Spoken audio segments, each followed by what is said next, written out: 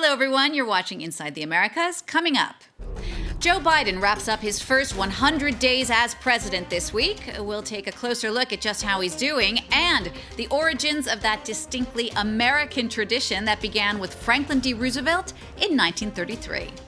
Then the Senate in Brazil investigating the government's management of the pandemic there. That move could mean trouble for President Jair Bolsonaro's hopes for re-election and even possible impeachment. And as Hollywood recovers from one of the strangest Oscar ceremonies in film history, we'll look at the unprecedented 80% decline in U.S. box office due to the pandemic and why the movie industry is still slightly optimistic. I'm Jeannie Gajula. This week, Joe Biden marks a milestone in every American president's legacy, his first 100 days. There's nothing specific in U.S. law saying what a president has to do in that time frame, but decades of tradition have made it the standard used to judge just how well a new president is doing. So how does Joe Biden stack up compared to his predecessors? Catherine Viette takes a look.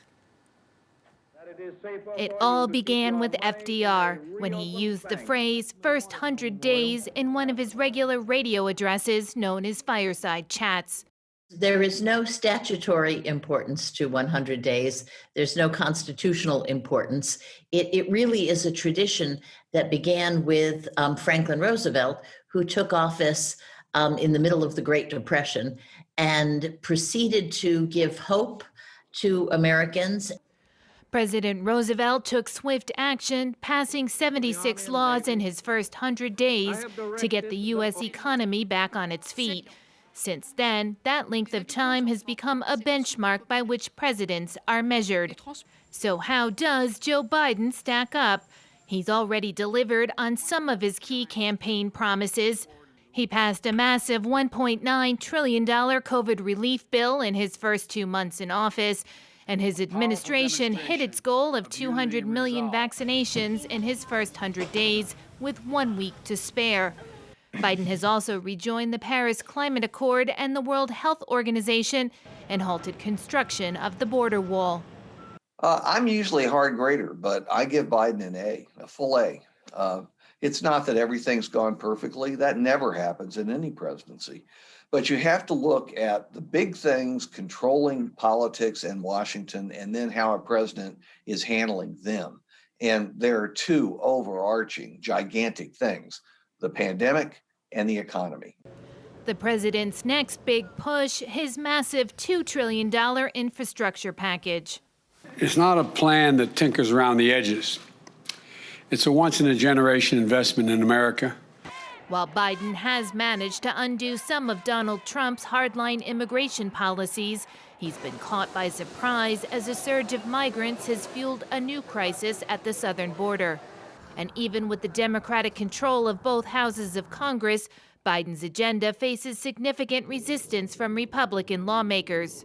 Still, Biden retains the support of the public during this honeymoon period, with the polls showing that around 59% of Americans approve of his job performance so far. But how does Biden measure up compared to his predecessors? In his first 100 days, Biden has signed 11 laws. Donald Trump signed 29, Barack Obama signed 14, George W. Bush signed 7, and Bill Clinton signed 22 in the same time period. Like his predecessors, Biden has also used the power of executive orders to further his agenda. He's issued 42 orders and revoked 62 of the 219 orders signed by Trump during his time in office. That's compared to 33 executive orders issued by Trump and 12 that reversed Obama-era policies. And as for golf, Biden's been out just one time, while Trump, despite declaring he'd be too busy to play, managed to tee off 19 times during his first 3 months in office. The U.S. is now easing up on its mask regulations, saying it's okay for fully vaccinated people to not wear masks outdoors. Almost 30% of Americans are now fully vaccinated.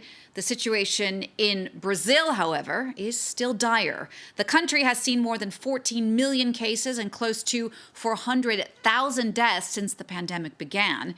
The Senate in Brazil, though, now looking for answers. On Tuesday, it opened an inquiry into the government's management of the crisis, a move that could potentially lead to the impeachment of President Jair Bolsonaro. Selena Sykes explains. As COVID-19 deaths approach the 400,000 mark in Brazil, President Jair Bolsonaro faces an inquiry into his handling of the pandemic. A CPI tem que buscar os fatos que nos levaram a uma situação que é indubitável. Nós somos o segundo país do planeta que mais mata pessoas por Covid-19. The probe, launched by Brazil's Senate, will look into whether negligence or corruption has contributed to the country's grim death toll, and how, for example, to explain the fatal oxygen shortage in the Amazonas state, Manaus. Just one of many questions the 11 members of the investigation committee will be examining. Only 4 of them are considered as close to the government. Há responsáveis, evidentemente, há culpados por ação, omissão, desídio ou incompetência. E eles, em se comprovando, serão responsabilizados. Since the beginning of the pandemic, Bolsonaro has repeatedly downplayed COVID-19, speaking out against lockdowns, masks and vaccinations. He has faced widespread criticism over his management of the pandemic and has seen his support plummet, though the far-right leader refuses to accept any responsibility. Não estou preocupado com a CPI, não estou preocupado que não devemos nada.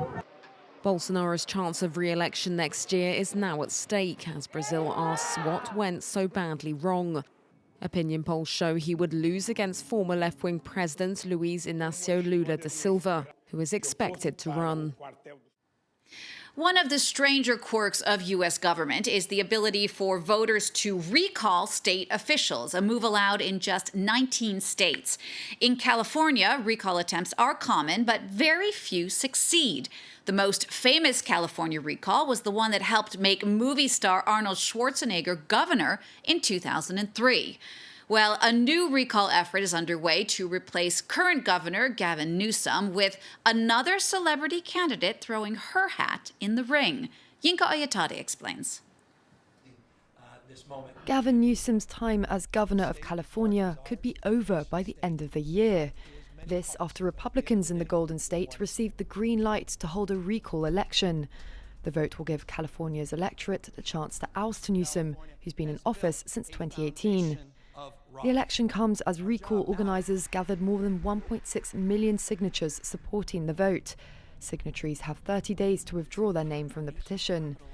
Newsom isn't taking the bid to oust him lying down. In a campaign video, the governor cast the recall as a Trump-backed ploy to undermine the state's progressive values. Instead of helping fight the pandemic, national Republicans are coming to fight Californians. Stop the Republican recall. It's a power grab. The incumbent's been under fire over his handling of the coronavirus pandemic. But it was perhaps these photographs of Newsom dining at a restaurant that saw his ratings take the biggest hit. He attended a dinner after urging residents to stay home amid fears of a virus outbreak. Newsom's once high approval ratings have now dropped to less than 50%. It's this dissatisfaction that his rivals hope will remove Newsom from office. Former San Diego Mayor Kevin Faulconer was one of the first Republicans to announce his candidacy. That's a reflection on the dissatisfaction of the job that Governor Newsom is doing. I'm looking forward, obviously, as we travel this great state, to talk about the work that I did as mayor, the reforms that we brought to San Diego that I think we need to bring to California. Former reality TV star and trans activist Caitlyn Jenner has also joined a growing list of Republicans hoping to oust Newsom, but many question her suitability for office. I don't know her policy positions other than being in opposition to the current governor. B, she hasn't voted frequently. She hasn't weighed in on a number of questions. And it really is a novelty. And it speaks in some ways to the danger of recall politics. Jenner is hoping to follow in actor Arnold Schwarzenegger's footsteps. The Republican ousted former Governor Gray Davis in 2003. It's the only successful recall to have taken place in California's history. This year's Oscars capped off one of the most unusual years in film history. Many of the movies nominated this time were first seen on the small screen via streaming. Best Picture winner Nomadland is now the lowest grossing film to ever win the top prize, at least in decades. With movie theaters across the U.S. closed for most of the year due to the pandemic, that news comes as no surprise. But as the U.S. slowly returns to normal, theater chains are betting Americans can't wait to get back to the big screen. As Nomadland becomes the lowest grossing Best Picture winner in decades, Hollywood is banking on a box office recovery for U.S. cinemas. Over the past year, most movie theaters remained closed because of the coronavirus pandemic. This led studios to delay releasing their big blockbuster flicks, causing the U.S. box office to fall to just over $2 billion, an unprecedented 80% decline. Movie theaters have struggled to stay afloat. We've so far had Alamo Drafthouse declare bankruptcy, and ArcLight announced they're not going to reopen their 300 screens. I think that's the tip of the iceberg. That's 3%. I think you're going to easily see 10% close, and more likely 20 to 25% over the next year. AMC Theaters, the world's largest exhibitor, lost a staggering $4.6 billion in 2020, while Cinemark lost $618 million. And the pandemic has also upended the distribution model. Warner Brothers has opted to debut its entire slate of movies this year on HBO Max at the same time they screen in theaters. But Hollywood remains optimistic. You can't reproduce the experience of seeing a movie with other people that you don't know. That collective audience experience is so valuable. And as a producer, I want to see my movies in places like this. I don't want them to just be streamed at home. It's not the same. With half of the country's cinemas reopened, theaters are hoping for a semi-normal summer season. Now, if you've ever gone shopping for sneakers, you'll know there are some very expensive pairs out there. Well, one pair of gym shoes has just shattered all sorts of sales records, bringing in $1.8 million. They're not just any shoes, however. These Nikes were worn by American rapper Kanye West for a performance at the Grammys. The record amount at Sotheby's was triple the previous record at auction for sports shoes, as the market for the rarest among them continues to skyrocket. We'll leave you with that. Thanks for watching Inside the Americas. We'll see you again next time for all the news from north to south.